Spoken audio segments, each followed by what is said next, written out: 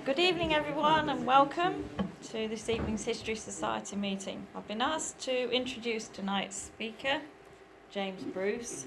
James studied medieval history at the University of St Andrews and last year finished writing his first book, Our Lady and the Tramp, about a journey on foot to Jerusalem. Besides being the current chair of Berwick History Society, he is a serial offending pilgrim. And I'm sure he will give us an extremely interesting talk this evening. Thank you, James. Thank you, Sue. My excuse for sitting down is that it will enable as many of you as possible to see the screen. So that's my excuse. I would love to be standing up, but I'm going to be sitting down. Hope that's okay. So thank you again. This is a talk, Trajan's Máel Coluim, interpreting Sueno's stone. Sueno stone, so getting straight down to it. It's a Class 3 Picto-Scottish cross slab in Forres in Moray. It's conventional to, and it's 6.5 meters tall, so that's more than 21 feet tall and more than 7 tons. So this is really extraordinary dimensions. It's conventional to put Pictish standing stones in 3 categories. In general terms, Class 1 stones are the oldest, with only incised pre-Christian pagan symbols from about the 6th to the 8th centuries. Class 2 stones feature both Christian and pagan symbols and likely date to the 8th or 9th centuries. Class 3, broadly speaking, are the most recent, with Christian imagery and no pagan symbols, dating perhaps to the 9th or 10th or perhaps 11th centuries. On the right is part of the information panel that you can see if you go there today. I confess the 2 main images were the other way around, with the finely decorated ringed cross on the right. I've switched them because the cross, in my opinion, is the front of the monument, even if the action-packed reverse side tends to attract more attention. That's this side that you can see on the right there. It includes a lot of coming and going by cavalry and foot soldiers, at least 2 apparent battle scenes, and the grisly aftermath of battles. According to Hector Boyce, a much maligned Scottish historian of the late 15th and early 16th centuries, Sueno is Sweyn Forkbeard. Now it says, and he was briefly King of England, as you can see here, briefly King of England 1013 to 14, and the father of King Canute, who reigned from 1016 to 1035. But, as it says on the information panel, the name Sueno's stone has no bearing on the origin of the monument. Only the stone itself and its location can give any hint of why and when it was created and on whose orders. The absence of an inscription on the stone forbids a firm conclusion about what it's about its true story, about its true origins. I actually think that Sueno is a clue, a more important clue than they give it credit for. But it is still a misnomer. It is not really a stone that relates directly to Sueno, to Sweyn Forkbeard. And the lack of an inscription isn't, in my view, a reason to admit defeat as far as this riddle is concerned. Indeed, I hope to show you that it is eminently solvable, even though I can't promise to convince you that I've solved it. This is a backpackers' hostel in Forres, with a quote from Macbeth. How far is called to Forres? This is actually just before the witches scene in Macbeth. It's quite early on. I think it's just before they see the witches. So, and the map here is Macbeth, Scotland. You can see Forres marked, actually, this is Forres here, up here. And this is Moray, Moray is usually identified as the home turf of the real Macbeth, and Forres may have been his seat of power. It's probably as good a candidate as any for his birthplace. NB also Macduff, actually you can't see it very clearly, but this is Macduff here, down here in Fife. The Macduffs claim descent from King Dub or Duff, who was killed in Forres in 966. There's a theory, which we'll come back to, that Sueno stone relates to this event. Among other places on this map, of course you can see Edinburgh, inside whose famous castle, there's this very useful frieze, this mural of all the monarchs of Scotland. Some of the early kings of Scotland, or Alba, as it's also called at this time, are rather obscure, and it's hard to find satisfactory images of them. So I've done my best with these, sometimes having to do a bit of Photoshop-like tinkering to make the details legible. Okay, but this has been a useful thing to illustrate these characters. Here we have, if you look at the middle two, Kenneth II was the brother of King Duff on the left, King Dub or Duff. Kenneth II was the brother of King Duff and the father of Malcolm, also known as Malcolm II, who you can see on the right. Those of you with sharp eyes will notice that there's an odd one out. I've fabricated this one of the woman who, according to some sources, was Kenneth II's wife. So obviously I put a red thing around her because that's complete fabrication. A Leinster princess whose name and dates we don't know, only that her floruit, when her existence is best attested, was in the 950s or 60s when she gave birth to Malcolm. Malcolm is supposed to have lived to a very grand old age, so it's thought that he was born in the 950s. She's included partly in the hope of providing respite from the succession of warlike alpha males, in inverted commas, who otherwise dominate this narrative. Equally important, though, she brings out the ever-present political and cultural affinities between Scotland and Ireland. Besides a common language, another thing the two realms shared at this time was the system of tanistry, whereby the High King had a tanist, or tenaze rig, not quite sure how you pronounce it, tenaze rig, a king in waiting, who also served as a deputy. In practice, there was an expectation that the succession would alternate between two royal bloodlines, both descended from 9th century king Kenneth MacAlpin. Almost invariably, however, handovers of power entailed bloodshed.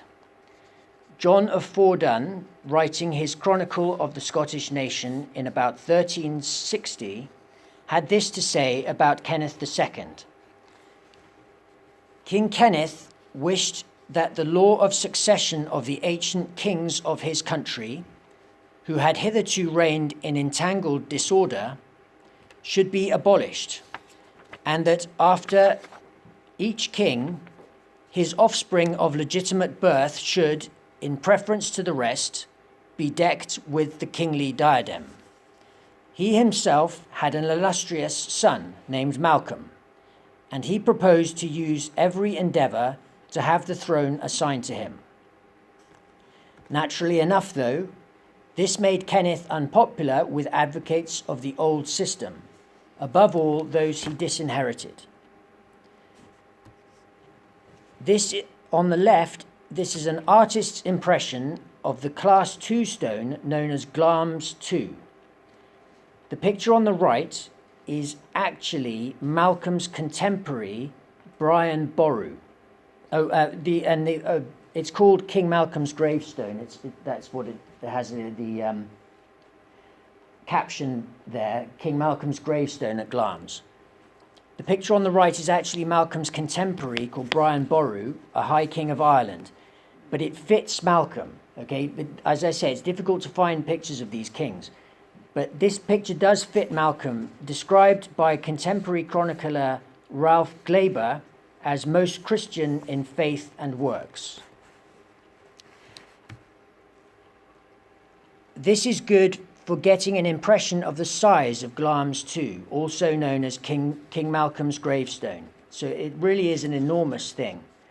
Nowadays, it's usually designated as a Pictish cross slab of the 9th or early 10th centuries, in spite of respectable sources which say Malcolm II died in Glamis in 1034, possibly assassinated, strengthening the local tradition. So the idea that this is King Malcolm's gravestone is supported by the fact that Malcolm is known to have, well, there are good sources to say that he died in Glamis. It may be a cenotaph rather than a gravestone though, as kings of Alba or Scotland were usually buried on Iona. Now these photos indicate the impressive size of Sueno's stone. Since the 1990s, it's been in this glass case for protection against the elements, which have already done quite a lot of damage, as you can see. So the one on the right is from before the time it was in this glass case. I believe this is the most important scene. Below the cross is what appears to be a royal inauguration of some kind. Dr. Anthony Jackson, author of The Symbol Stones of Scotland, suggests these could be the national patron saints Andrew and Columba on either side of this figure. The object of their blessing, or perhaps a coronation, appears to have been deliberately erased, however. So that's an artist's impression of what you can see in the bottom left-hand corner, just to clarify. There's the cross, which is damaged at the top, but it's got this very beautiful decoration all over it. And then at the bottom, this is, I think, the most important scene. This is the real essence of this monument. Now, I'm sure some of you will recognize this person. Does anyone recognize who that is? Maybe some, no? Okay, well, that's Leo, and it's actually not very clear, but it's Leo Varadkar. He's the former Taoiseach, Prime Minister of Ireland. I've put him here because of his current job title. He's now known as the Tánaiste, or that's pronounced in Irish as Taoiseach, Deputy Prime Minister. This is a variant of Tánaiste Rig, meaning king in waiting, which was in use in Scotland in the early Middle Ages and in Ireland. You may agree that this combination of images has a whiff of propaganda about it. And that's exactly what I think Sueno's stone is. Propaganda, targeted specifically at mores, sometimes unruly populace. Professor Megan Gondek characterizes medieval stone monuments as statements of power, and that's surely never truer than in this instance. I think what you can see here is a statement of power intended to encourage acceptance of a new ruler or a newly designated heir to the throne. That's what this is, I think. This is Sigeric the Serious, who was Archbishop of Canterbury from 990 to 994. He probably gets his name because in Latin, Sigeric becomes Sirio, hence Sirius. One thing he's famous for is a pilgrimage to Rome to receive his pallium, a sort of woolen scarf symbolizing authority. He recorded the route of his return journey, and this has become the basis of the Via Francigena pilgrim route to Rome, in which there's been a revival of interest in recent decades. The Via Francigena means way through France. Now, apart from all the obvious ecclesiastical interest of Rome, one can of course see reminders of its imperial past. including Trajan's Coluim. Apollodorus of Damascus supervised this. He may be the greatest genius most people have never heard of, who also built magnificent bridges over the Tagus and the Danube and Trajan's Forum. These are photos taken just a couple of weeks ago, as it happens, by my dad. I sent him there specially. No, not really.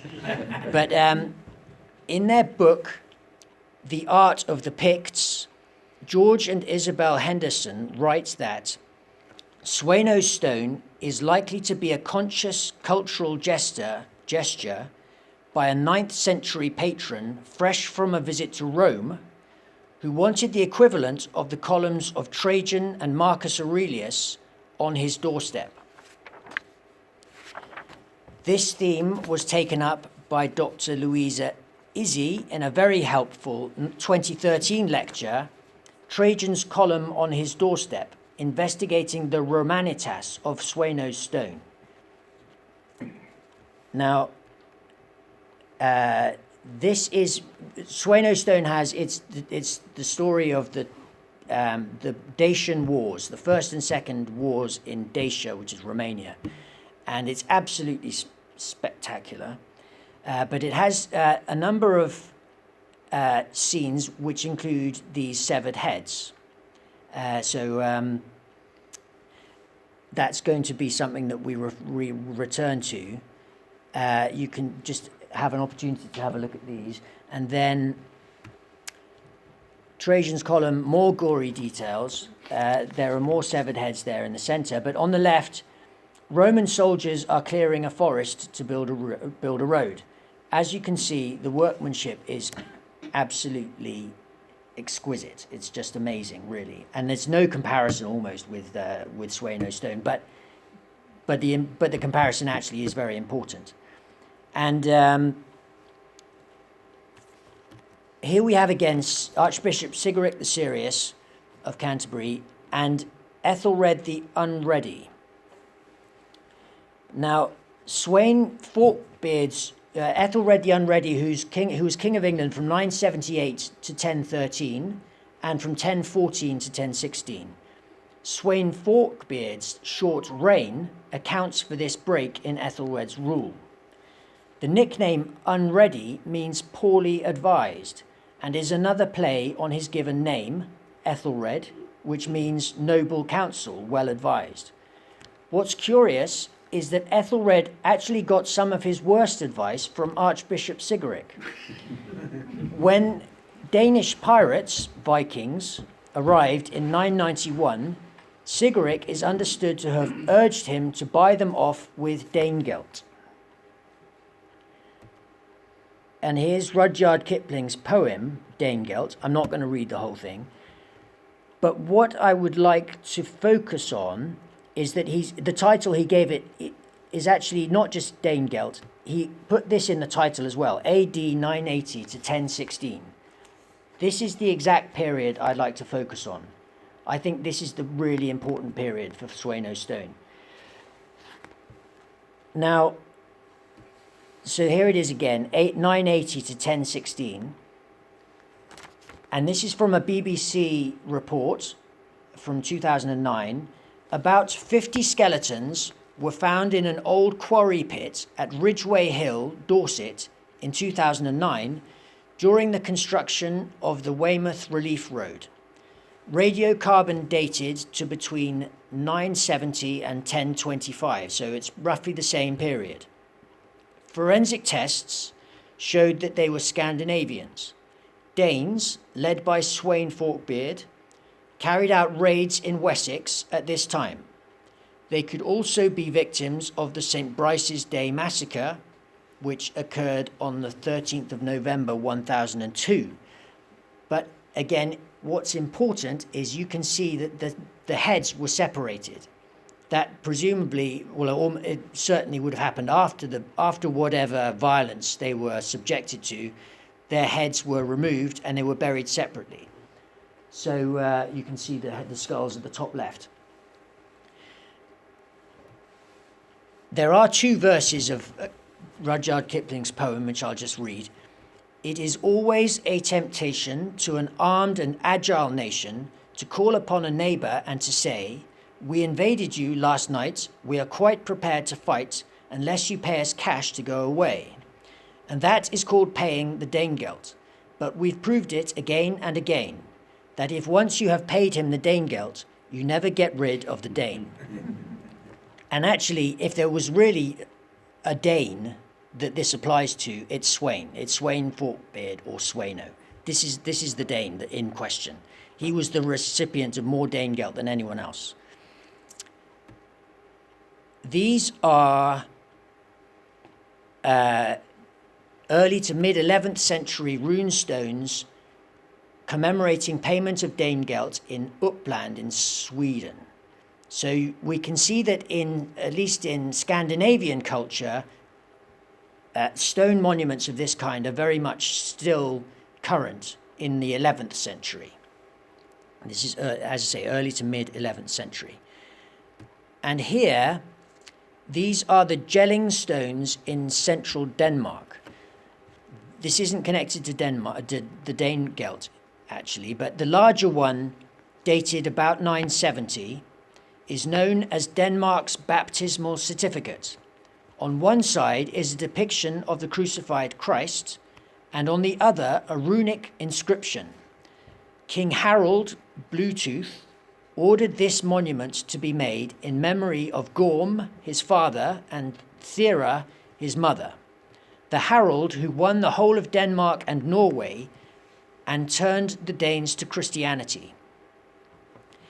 Incidentally, in the 1990s, Bluetooth gave his name to an important type of wireless technology whose logo is his runic initials. Some of you who are more technically minded than I am may have some idea of what I'm talking about. I don't really know what this is, but it vaguely is a familiar name, Bluetooth technology. Now, this is Forez from the air and our Sueno stone again. You can see at the top the A96, which runs along very nearby. And here is the old information panel on the right. Sueno stone, if I just read part of it, this great monolith was worked by the Picts in the 9th or the 10th centuries AD. Its name only recalls a later legendary association. On one face is an immense battle scene with ranks of horse and foot soldiers, many armed with swords, spears, and shields. There are rows of decapitated bodies and heaps of heads about a bell-like object, which could be a Pictish broch. And then it goes on to describe the cross. I'll just say about the sides briefly. The sides bear more linear ornament, a vine scroll, and beasts.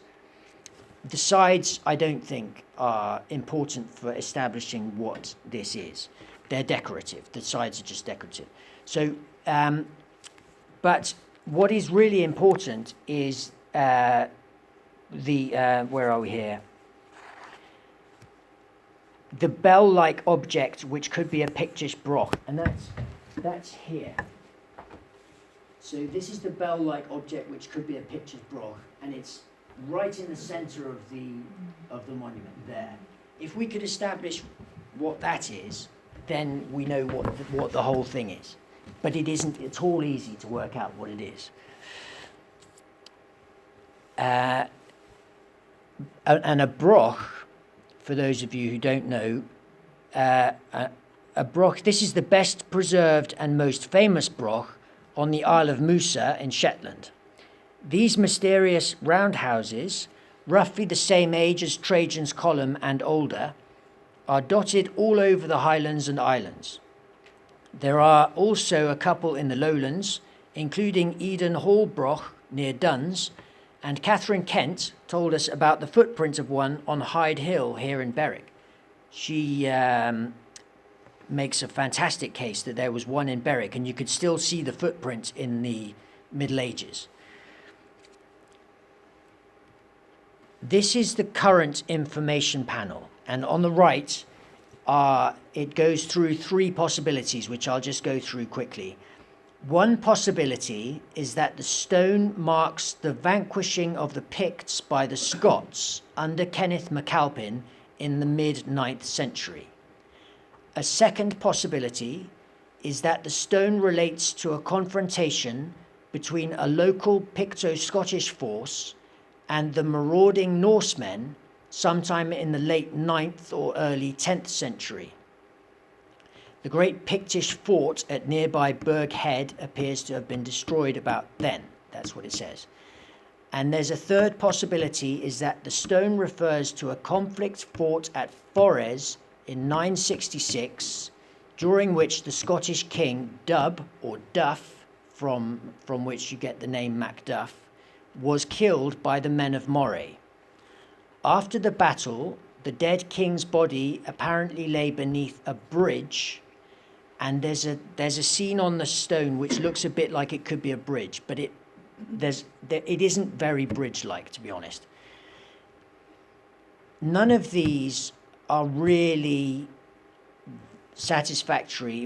They don't have any very strong support from any other source, apart from the fact that they approximately fit the time scale of a 9th or 10th century origin for this thing. So, but I do think perhaps that King Duff's death or killing is important, because it establishes that Moray is a very serious hotbed of trouble for the kings of Scotland. So they want to have a message to the people of Moray, but I don't think it's necessarily, anyway, for reasons I'll come to, I think I've found a better explanation. That's the point. So what I'd also say here is that it says the name Sueno stone was invented in the 18th century when the stone was discovered buried in the ground. But this is from the Statement of Significance of Historic Environment Scotland. So this is official, proper scholarly work has gone into this. And it says, in fact, the cartographic evidence, as written here, the cartographic evidence suggests that Sueno stone was standing in the vicinity of its present location from at least the late 16th century, contradicting a local tradition that the stone was discovered buried in the ground during the course of late 17th century agricultural improvements. So this is directly contradicts what's written on the information panel that you can see today. And it's quite important because that information panel gives the impression that Sueno isn't even a clue. It isn't even a clue, but actually I think it gives a very important clue to the timing of the origins of this monument.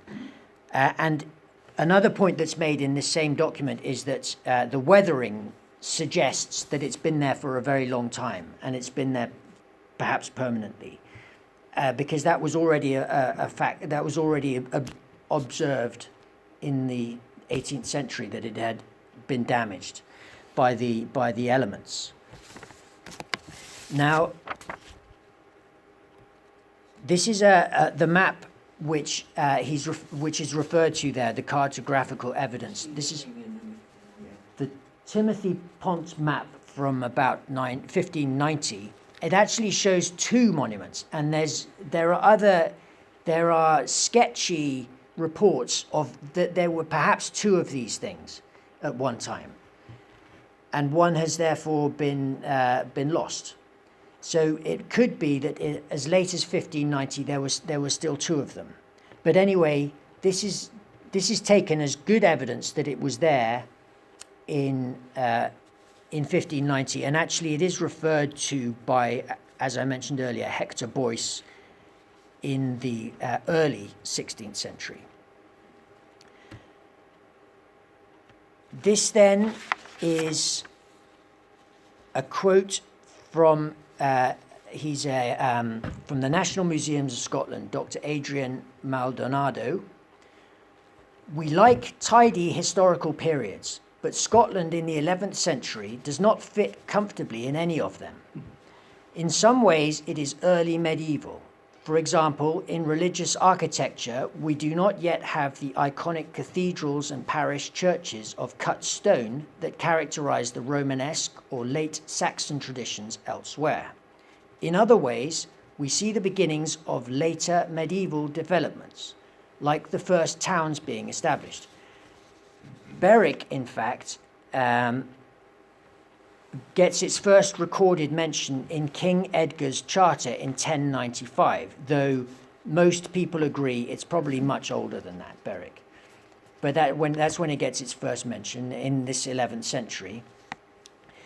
The 11th century seems to lack a coherent archaeological footprint, he goes on to say. This is despite the major changes that are known from the historical record. The Battle of Coluim in 1018 effectively ended Northumbrian control beyond the Tweed, where the border sits today. Across Britain and Ireland, seismic dynastic shifts were occurring in the 11th century.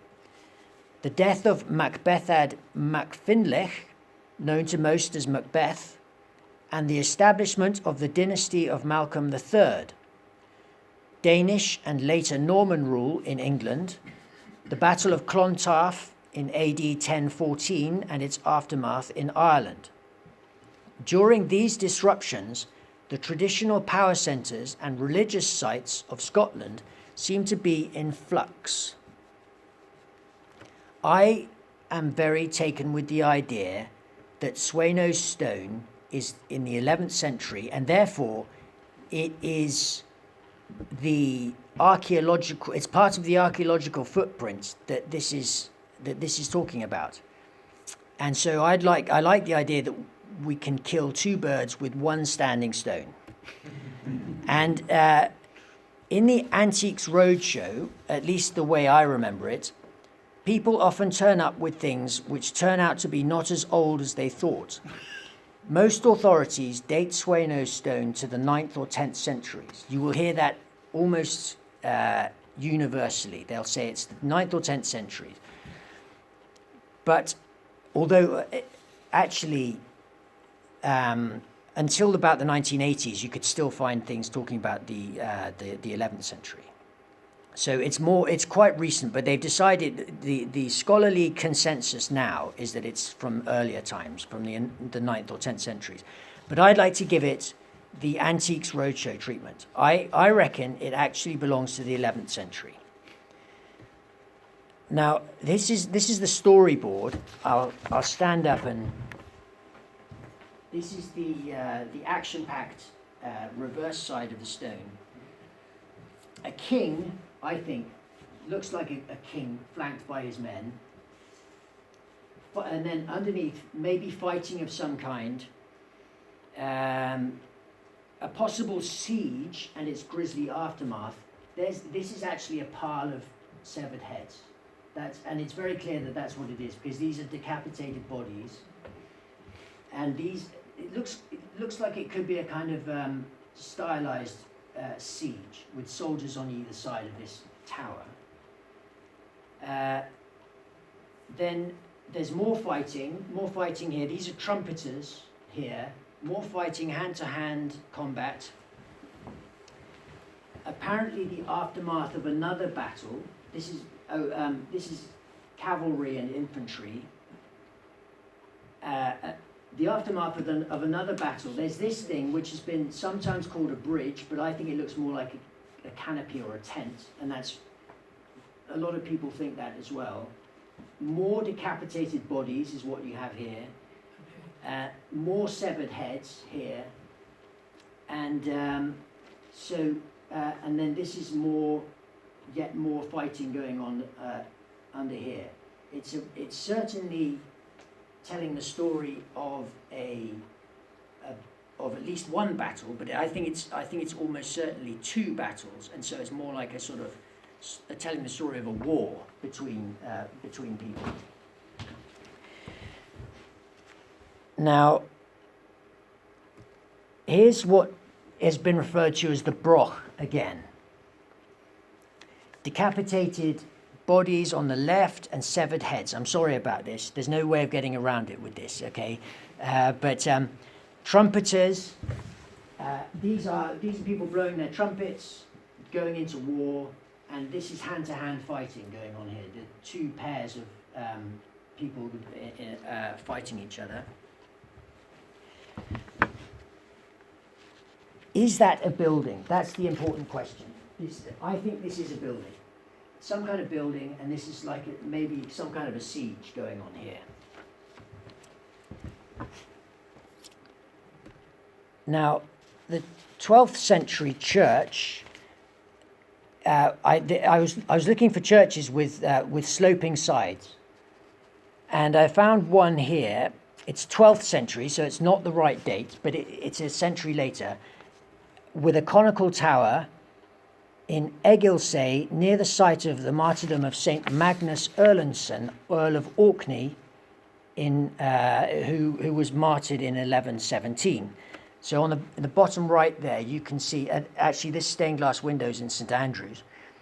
And on the bottom right is the church, which is on Egilsay, and you can see it does have slightly sloping sides. There aren't very many examples, but that's one possibility. So it's not unheard of for a church, and you'll see why I've mentioned that. But let me just give you some other possible ideas, more far-fetched ones. This is a conical tower in the city of Great Zimbabwe from about the 10th to the 15th century. So the date might be okay. I was amazed to see this, really. We certainly wasn't on our syllabus in St. Andrews when I was there. But that was as I say, a bit far-fetched. And then I almost had to pinch myself when I first saw this drawing of the ruins of St. Benet's Monastery in Norfolk. However, it turns out that this is an old windmill which happens to occupy the same site. So that is not actually as helpful as it looks.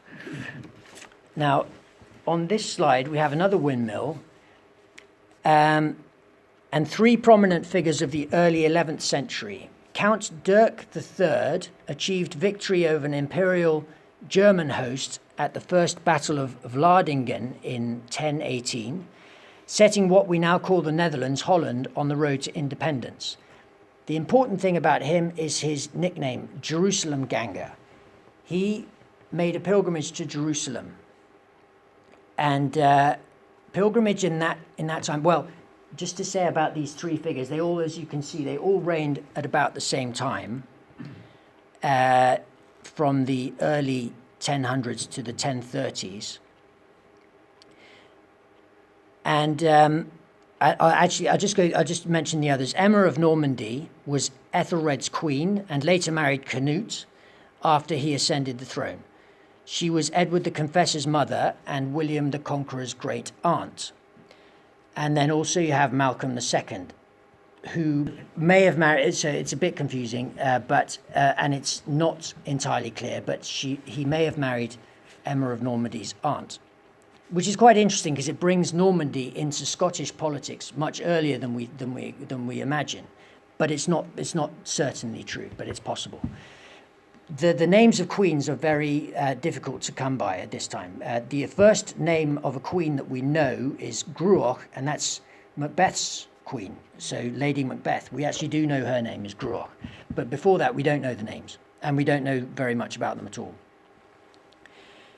And now, but focusing on Malcolm and actually on Macbeth, Macbeth reigned from 1040 to 1057, and he's actually the first Scottish monarch who made a documented pilgrimage to Rome.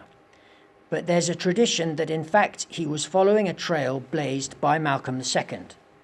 What we do know is that long-distance pilgrimage is strongly in vogue at this time.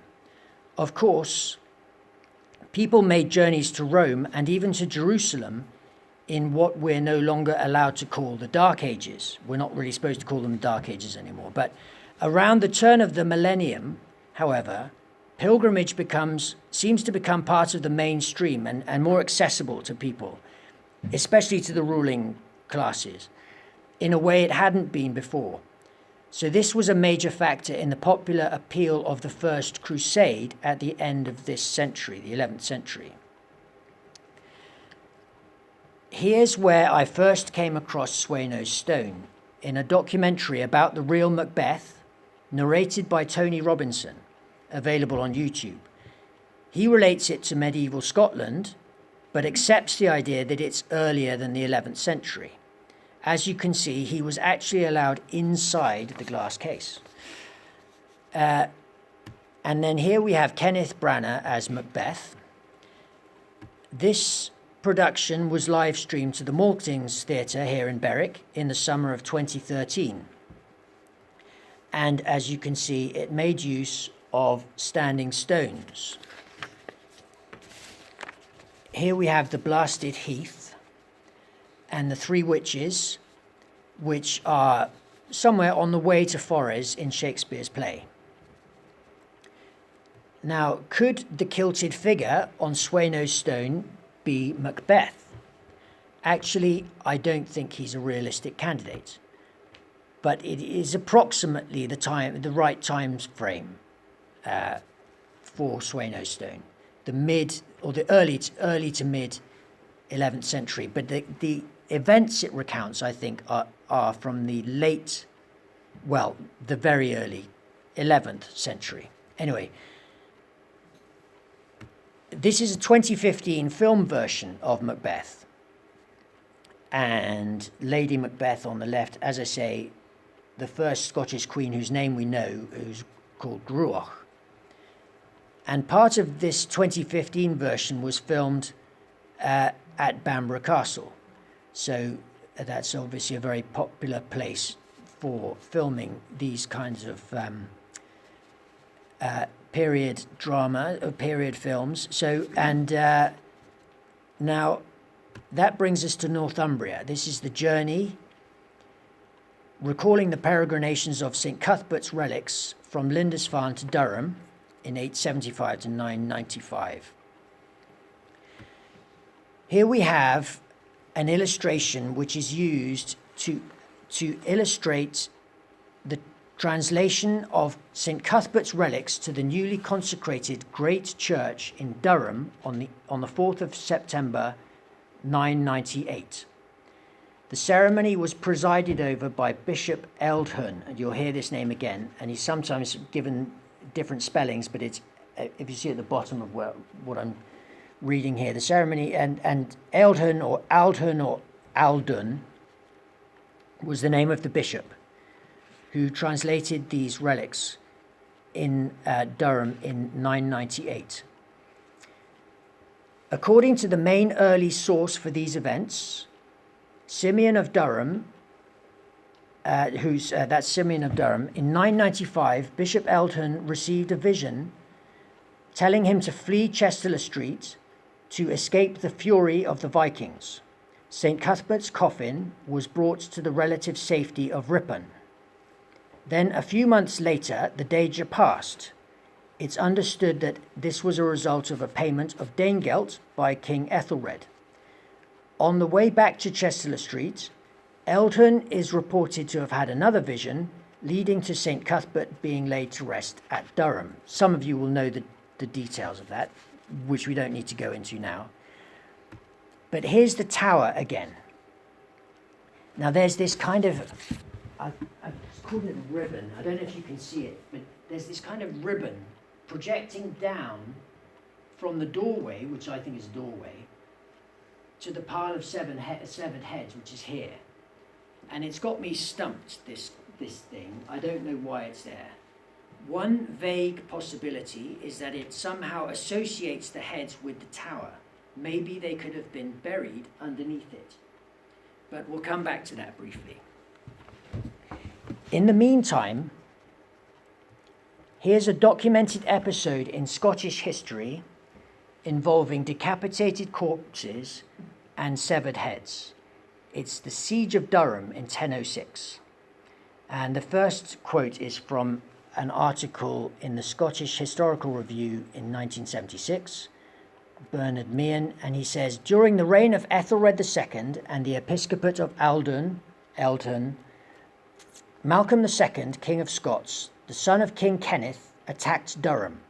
Earl Waltheof, too old to counter Malcolm, took refuge in Bamborough. His son Uchtred, whose wife Egfrida was the daughter of Bishop Aldhelm, raised an army and heavily defeated the Scots, whose heads were displayed around the walls of Durham. Simeon of Durham writes, and he tells how, this is the second quote, he tells how Uhtred had the heads of the slain made more presentable with their hair combed, as was then the custom, and taken to Durham. There washed by 4 women and fixed on stakes around the walls. They gave the women who had washed them a cow each as payment. So that'll be familiar to some of you because it came into a talk I gave a couple of years ago about the Battle of Coluim. Now, this is from the Durham World Heritage website. This is the Great Church. Consecrated in 998, this church was of stone. Uchtred, the Earl of Northumbria, is reported to have used the local populace for its construction. The point is, if you look at if we come down to what it says at the bottom, the Anglo-Saxon Great Church here. The Anglo-Saxon Great Church may have looked something like this building, St. Peter's Church in Barton upon Humber. St. Peter's probably dates from 970, although the uppermost bit is a bit newer, or later. So it might have looked a bit like this. It doesn't have sloping sides though, so it's not perfect, but if you see what I'm getting at, I'm trying to get at the idea that Durham's church could be represented by that broch thing. Now this, though, is the Norman Cathedral, which was built from 1093 to 1133. You can see that it does have slightly sloping sides. Nothing of Durham's 10th, 11th century great church survives, but we know the tower was tall because in 1018 it was the only part of the building that wasn't finished. It's also reasonable to think that it had sloping sides, this being the shape, roughly, of its Norman replacement, built to a height of 66 metres in the 12th century. If the earlier tower was only half this size, it would still have been getting on for 3 times the height of the tallest broch. So it would have been the skyscraper of its time, a really huge building. Even if it was only half this size, it would have had a great fame well beyond Durham, and going right up into Scotland, I think, no doubt at all. So then maybe it's worth saying a bit more about Orkney. After Durham Cathedral was completed in 1133, its Anglo-Norman stonemasons are believed to have gone north to work on St Magnus Cathedral, Kirkwall in Orkney. And then, if you look at the bottom left, St Magnus's Church, which we already looked at, on nearby Egilsay, was built at the same time in the same Romanesque style. So these are church architects and stonemasons associated with Durham, building towers with sloping sides. It's a little bit tenuous, okay, but it's the best I can do to try and put forward a case that Durham's church in the early 11th century had a very conspicuous tower, and it possibly had sloping sides. But tentatively, one could also suggest that brochs are likely to have been familiar reference points for the sculptor or sculptors of Sueno stone. If you told them there's a high tower made of stone, they'd be likely to think of a broch. So what you see here could be representative of a stone tower in the mind of a Scot in that era, almost like a sort of emoji. So it's an icon. It's what they think of. If you say there's a big stone tower that they haven't seen, they'll make it look like a broch. And what was the sequel to the Siege of Durham? The Battle of Carham. This is an important quote from Alex Wolff, who's the go-to expert for this period. Still in demand from the BBC and that sort of thing. The battle which secured Scottish rule of the land south of the Forth and made sure that what we now think of as the core territory of Scotland, Glasgow, Edinburgh in the central belt, became Scottish. Without Carham, there would be no Scotland. These are a couple of quotes about Carham. A great battle was fought at Carham between the Scots and the English, between Uchtred, son of Waltheof, Earl of Northumbria, and Malcolm II, King of the Scots. With him was Owen the Bald, King of the men of Strathclyde. Simeon of Durham again. The Bishop Eldhun, hearing of the lamentable slaughter of St. Cuthbert's people, was smitten to the heart with deep grief. After a few days, caught by disease, he died after passing 29 years in the episcopate. This is John of Fordun's very important quote about Carham. Othred, likewise an English earl, but subject to the Danes, endeavoured to plunder Cumbria, though I know not what was the cause of the hostilities which broke out between them. But Malcolm recovered the plunder and overcame him in a hard-fought battle near Bergi. Now that, I believe, well, just to say about this, I think the battlefield was at Linton, near Moorbattle, on the Scottish side of the border. Of course, and that's sort of near Carham, but it's not Carham itself. Of course, whenever there's a fight, there are arguments about who started it. I think this quote here strongly supports the idea that the English were the aggressors.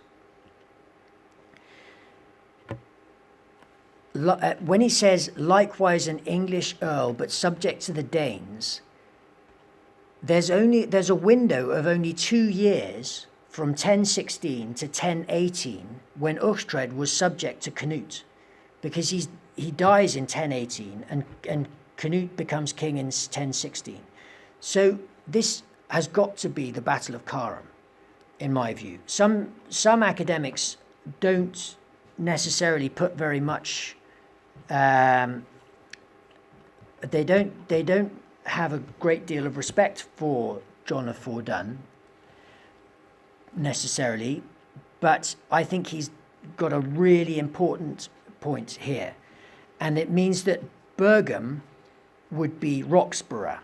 So it's referring to the borough rather than saying Roxburgh, but just referring to the borough, because it was a very important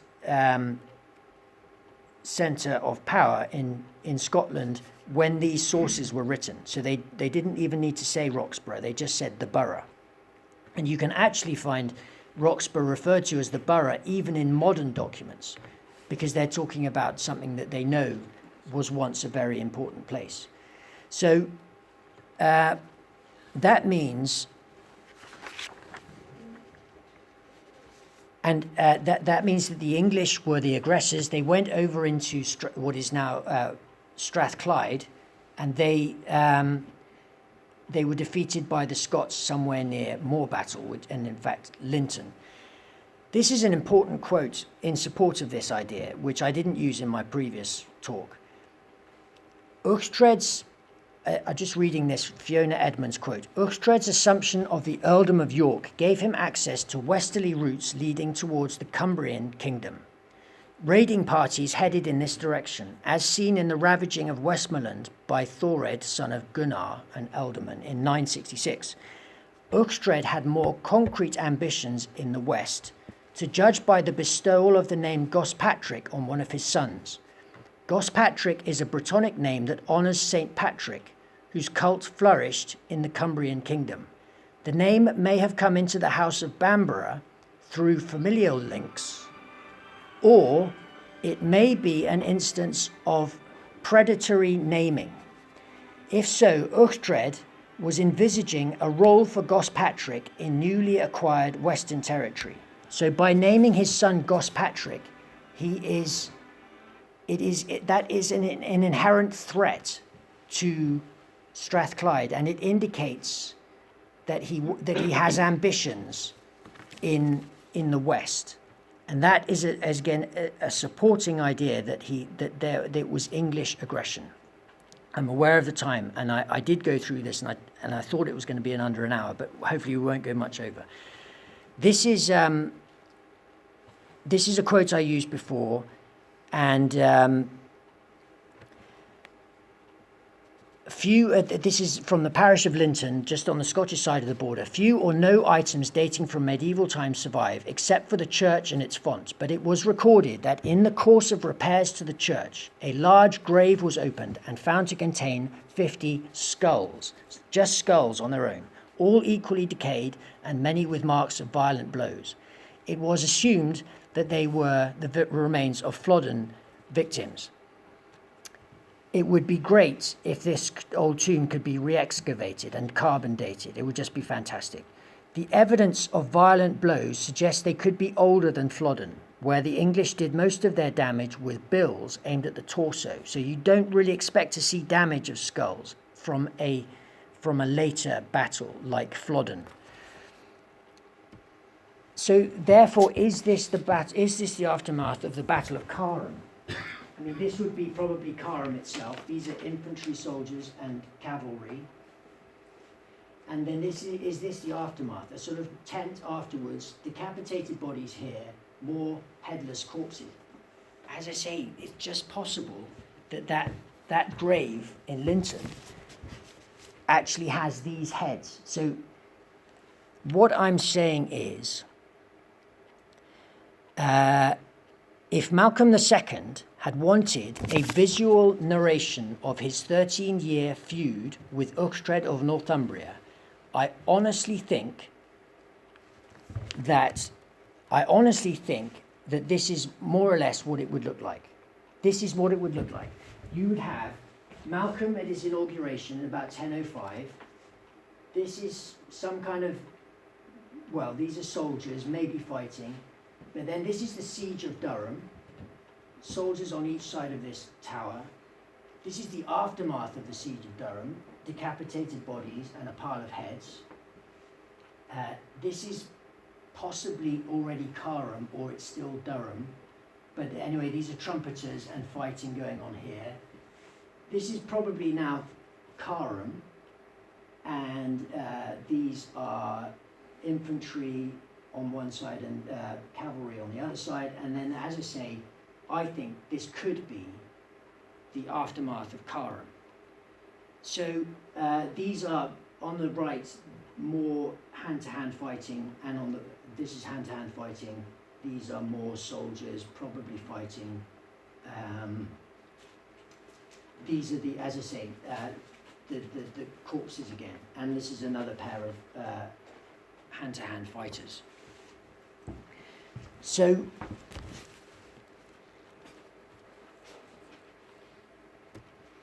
is this Malcolm II? That's what I think. I think this is Malcolm II.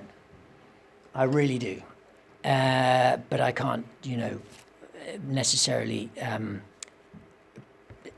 that's the best I can. The best guess that I've ever seen as well. I don't think there's any better suggestion. This is my opinion. This is the colorized stone in Denmark. The Jelling stones are accorded an extraordinarily high status in Denmark because they know exactly what they are, even if they're a bit hazy about the timeline. They call this, it's a colorized replica, and the original, acclaimed as Denmark's baptismal certificate, was commissioned by Harold Bluetooth in memory of his parents, as you heard earlier. So that's an amazing status that it has, Denmark's baptismal certificate. Here's the old information panel again. And here's what I would give it, approximately what I would say. This great monolith is an outstandingly rare surviving Scottish artifact from around 1030. On the front is a laced crosshead above long panels of interlaced ornament, above what appears to be a royal inauguration. On the other face are two immense battle scenes with ranks of horse and foot soldiers. Also prominent are rows of decapitated bodies and heaps of severed heads. Bearing comparison with the Bayeux tapestry, Sueno's stone tells the story of Malcolm II's feud with Earl Uchtred of Northumbria, starting with the siege of Durham in 1006 and culminating in the 1018 Battle of Carham. It was intended to advertise Malcolm's appointment of his grandson Duncan as his Tannays Rig, his king-in-waiting. In a sense, it could therefore be called King Malcolm's last will and testament, perhaps. These are the three main protagonists: Malcolm II, Duncan I, his grandson, not his son, but his grandson, and Macbeth. The most important scene again on the whole monument, and it's Duncan. That's Duncan, is the figure there. So you have Malcolm II, who commissioned it, Malcolm's Tannays Rig, his heir, his king-in-waiting, his grandson Duncan, and then the target audience is Macbeth, because Macbeth stands for the old system of alternating the kingship between two different bloodlines. In the same way they did more successfully in Ireland. In Ireland it was more successful. It wasn't always as bloody as it was in Scotland, but in Scotland this old system was always very bloody. So, having looked at all the other known possibilities, I sincerely think the monument was commissioned by Malcolm for the benefit of his grandson Duncan. And as I say, Macbeth is the target audience. The message Malcolm seeks to convey to Macbeth is, see how great a country Scotland is now as a result of my victories and wise rule over the last 20 or so years. Therefore, as my father always intended, his father Kenneth, the rules of succession have changed. Duncan is my Tannays Rig. Deal with it. So that's what this is saying. In 1040, however, Macbeth kills Duncan in battle and takes the throne. The bad old days of violent handovers of power are back. Might it not then have occurred to Macbeth to do away with this monument? If Duncan's image is erased, there's no need. And perhaps those who remembered it as King Malcolm's initiative could be re-educated. History is written by the winners, after all. As it were, didn't you get the memo? This is Sueno's stone, recounting some long-lost Viking saga. But I'm aware there's always a danger of indulging in too much speculation. In any case, as I said at the beginning, above all, I think this standing stone serves a propaganda purpose, as indeed did Shakespeare's play. But that's another talk. Okay, so I don't know if I persuade you, but that's I'm sorry to have gone over the hour, but well.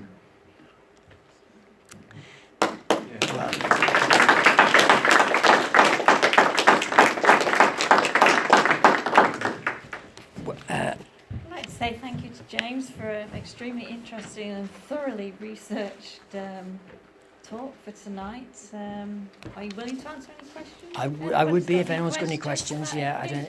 If anyone has any questions.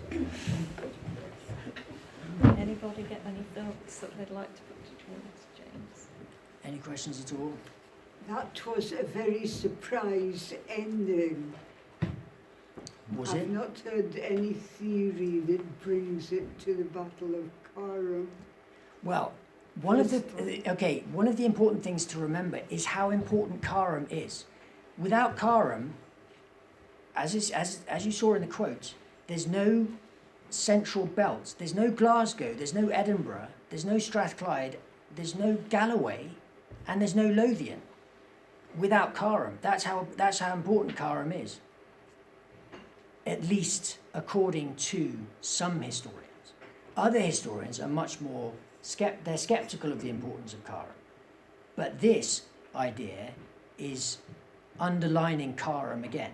It makes Bannockburn look like some kind of a skirmish, almost, not quite, but it's a really, really important battle, without which Scotland is so much smaller and less important. So that's why you would have potentially a monument like this to mark the Battle of Carham. But also, it's about the dynastic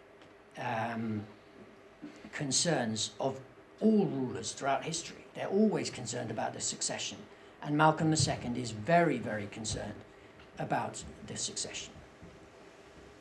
The other interesting thing that caught my eye towards the end was when you mentioned Burgum, because Bergum Yeah. is just over on the other side of Yeah.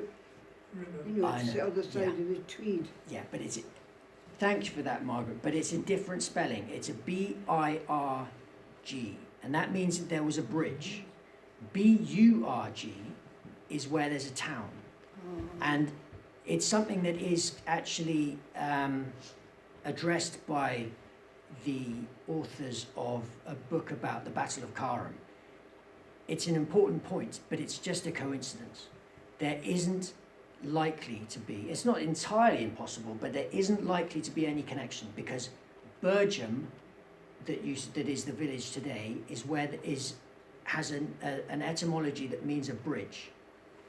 Burgum has a completely different meaning. It's the importance of the U rather than the I. It is, on the face of it, it looks like that. But I assure you that the experts are not persuaded by that.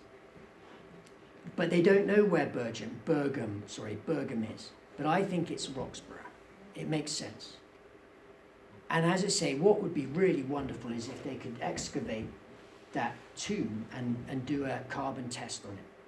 I'm really sorry to have gone over the hour. I honestly did this. I did it before, and it didn't have. But I'm sorry to have gone over the time. But anyway, so that would be a very great supporting evidence if they could carbon date the skulls that are in Linton. If they could find them again and do a carbon test, that would be fantastic. Yeah. Of course, it's almost like Hollywood as well, because Macbeth really is important in this story. He was alive when all of these things were happening, and he was, as I say, the main threat to Duncan. And eventually he killed him. He killed Duncan in battle, not like it was in the play, but he did kill Duncan in a battle, and then took his throne. So that's why there are a number of things which count against Sueno stone. You can't really put rows of decapitated corpses on, say, a shortbread tin. It doesn't. It isn't as marketable as some other things that Scotland has, castles and things. But it is an extraordinary monument. It really is an amazing thing, and it should be much more famous, especially if there is this connection with Macbeth.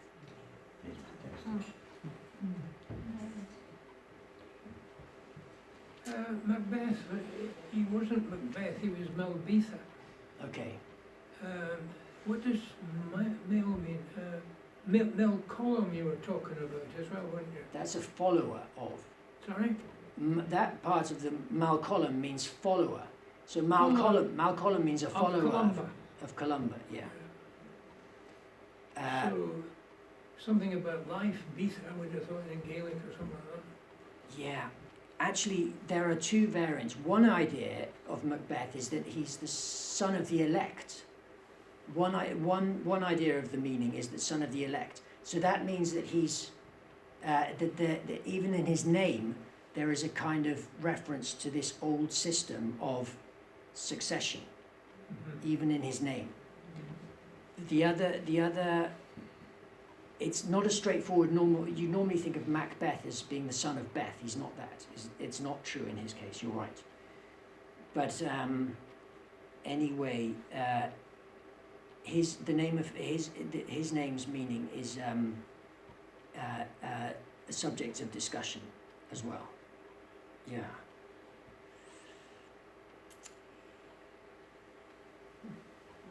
So, righto. Well, thank you for your patience, and thank you. Thank you again, James. And as usual, Yeah. anybody wants to say anything? Yeah, people are very welcome to stay for tea and coffee if you like. And we have our last talk in in May. I don't have the date but it's the third Wednesday of May as usual, third Wednesday of the month, and it's Derek Sharman on Berwick's maritime story. So, right. Can we have another close-up of the... Yeah, sure. some of the Yeah.